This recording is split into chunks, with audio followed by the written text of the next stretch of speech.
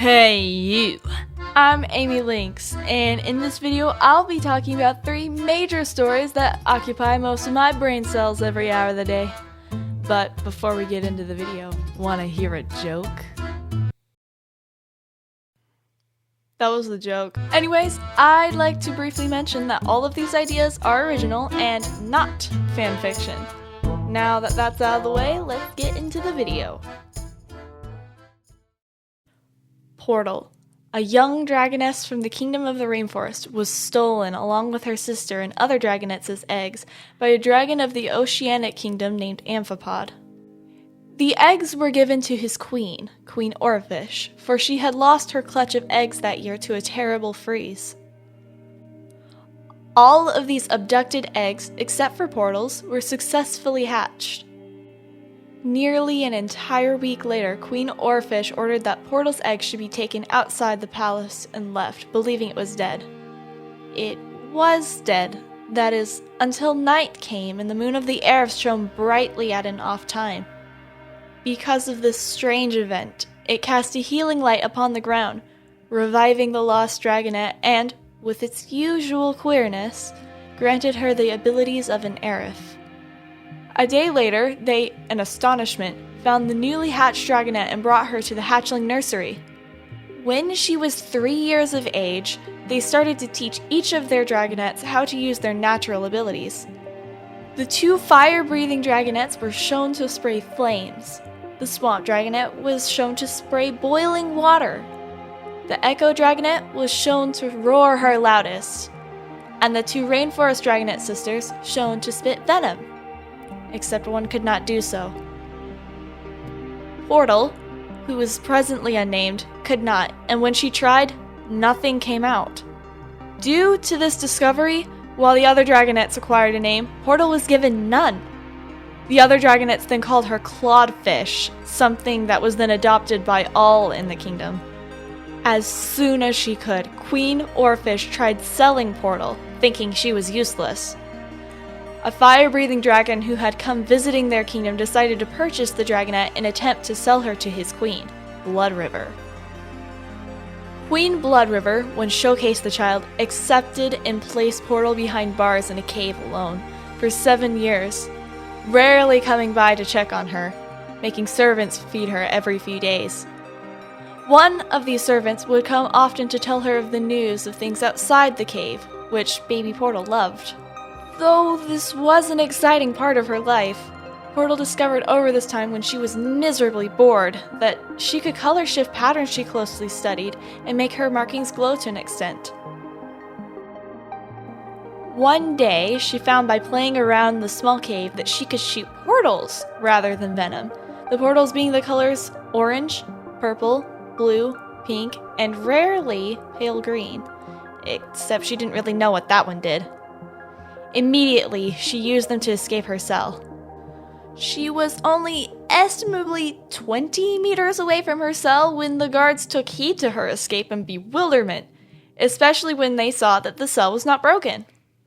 They spoke of the matter to the queen, who insisted Portal show what she had done, then was thrilled with the discovery. At once, she forced Portal into training for the kingdom's battle arena, then put her to fighting as soon as she was ready to tackle a dragon her own age. Portal, chained, deprived of food and water, beaten, tormented, and titled Portal the Monster by the queen, became a feared figure for all those who battled in the arena. Before every game, she was forced to consume a parasitic worm, causing her to go entirely insane for periods of time, savagely injuring dragons, though never killing them, as well as hiding her prior patterns with a dark, dull coat that resembled the cave she was trapped in. But this was not the end of it. The king, Zorian of the Borders, ordered a council to be made over the dragonet at age 15. Portal, muzzled and chained, was taken to the event inside a cage.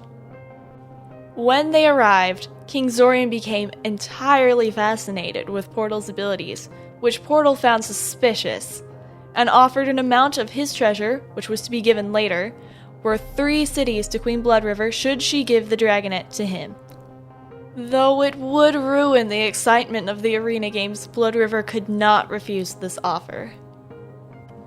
So, Portal would have been sold, was it not for when the Queen's soldiers and servants were making their journey back to the Kingdom of Flames, Portal with them, and were raided by a large group of strange dragons in the forest at night, destroying the Queen's guards and breaking open Portal's cage in their tyranny.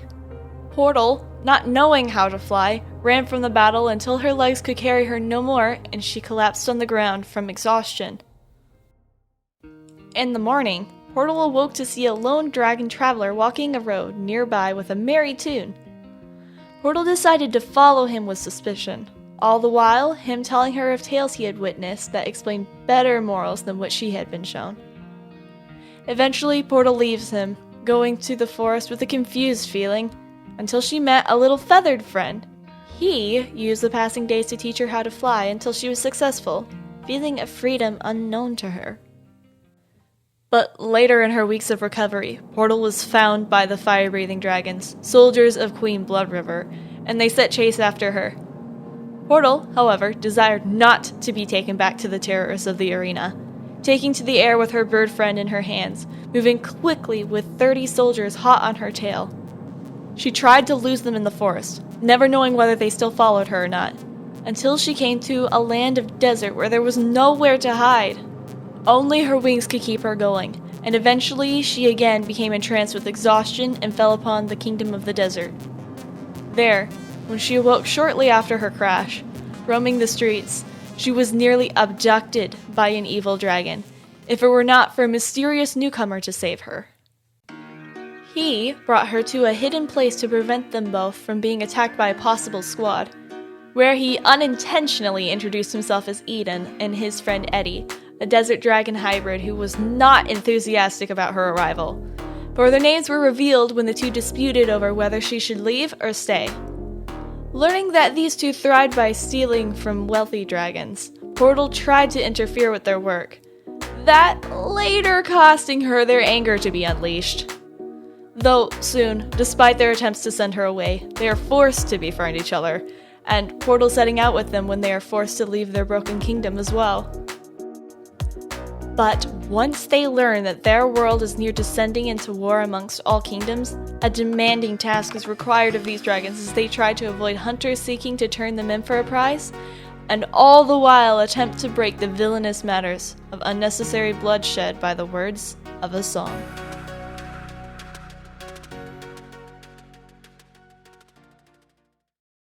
Dorothy and Golan are two buff Orpington hens that are best friends. But they're mistreated in their flock. Dorothy and Golan never allowed to participate in fun games or play. When a cardinal brings news of a faraway garden, Dorothy and Golan pack up food and set out the next morning bidding harsh farewells to the flock, who do not care one bit about their permanent absence. On the way, Dorothy and Golan are chased by an evil steampunk-styled skunk with a bright red mohawk named Stinker, and his gang of a fox and raccoon. Dorothy and Golan cross Tennessee rivers to a city of North Carolina, across a highway, over a sea with pirate cats, and toward the garden which they have been told of. Two house pets in Tampa, Florida are about to embark a long, arduous journey. Pine, a tom kitten, despises and mistreats Penny, a Yorkie pup mix, not only because she is a dog, but that Pine was adopted first into their owner's home. One day, when their owners decide to go to a dog-friendly beach, they bring Penny with them, intending to leave Pine behind. However, this irked him vastly, and he slipped through the door to their car without their knowing. When they arrived at the beach and saw Pine, they locked him in the vehicle with the windows open enough for fresh air. Pine, defeated, struggled in jealousy to watch Penny play in the water and with other dogs the entire day. When it was time to leave, their owners packed everything and put Penny into the vehicle with Pine. Pine, bitter, waited some time as Penny stuck her paws out of the lowered car window, watching her surroundings as they drove out of the parking lot. Then leapt at her and shoved her completely out of the car. She, in panic, grasped him, pulling Pine out with her. When their owners were out of sight, Pine snappishly blamed Penny for his misfortunes. As the sun set, Pine decided to sleep in the bushes under the shoreline trees for the night, Penny following and sleeping near him. But their sleep was suddenly interrupted early in the morning by a crew of larger dogs who brought them to a ship. These were pirates, or should I say pirate dogs. The captain, Zalier Swallow, is bitter with them for intruding on her beach, which was falsely rumored to have treasure on. Pine and Penny are held captive by these dogs who set out on the sea in the direction opposite of home. The crew soon grow to like Penny, mainly since she is happy about the whole affair despite her being their prisoner, but dislike Pine for his darker attitude, and Zalier makes him feed their crazy pet monkey Snipper moldy onions every morning for it. Only further do they travel from their home, all the while Pine trying to figure how he should escape, since these dogs are on a quest to find the antidote for a curse. A curse they do not tell Pine about when he asks. It is a vague problem, and the two house pets are taken across many foreign lands in search of the cure when one fateful day a storm terrorized the ship. The pull for one of the sails fell upon Pine, knocking him senseless into a vision of a mysterious figure who riddles him in the middle of the raging, cloudy ocean until it fades, replaced with a dark entity who interrupts the vision with a threat to find him. When he awakes from the injury, completely baffled, safely in a bed on an island they did not intend to go, they return to their ship once fixed. Ever after, queerer things are beginning to be observed by the two pets, such as odd messages on the wall, talk of precious gems, turn of tides, disappearances of children, and figures which have been seen blankly gazing from the forests. Pine begins to ponder these ideas deeply, often going off to observe peculiar things told in stories of the locals of Penny. When strange beings who address their presence start to target them, and Zalier sails to Oregon to release them back to the United States where Pine and Penny meet new friends along their trek back home, Pine realizes that this is not a matter of returning to Florida. Rather, it is a matter of saving home. Saving Earth.